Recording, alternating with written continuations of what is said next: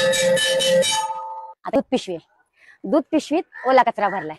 आता ही खाली करायची, मग रिसायकलला द्यायची. पण ह्याच्यात कशाला टाकायचा ना, साधा आपलं एक पिशवी किंवा डब्यात टाका ना ओला कचरा, पाकिट आहे तर ह्याच्यामध्ये ओला कचरा भरलाय. आता कसं आम्ही रिसायकलला टाकायचं बघा. आता हा स्वच्छ असतो कागद, पण त्यांनी ओला कचरा करून भरवला, खराब केला. त्यांचा डबा घाण होऊ नये म्हणून पिशवी लावतात. हा पण आम्हाला ती आता काढायची, रिकामी करायची, मग रिसायकलला टाकायची. ती पिशवी किती खराब झाली बघा बरं, नुसतं पाणी गळतंय. मग डबा आहे असं टाका ना डब्यात, डबा परत धुवून ठेवा, स्वच्छ होतो. बघा किती खराब, एवढी खराब पिशवी का नाही दिलं पाहिजे ना. ते आम्हाला रिकामी करायला पण तेवढं हे वाटतंय.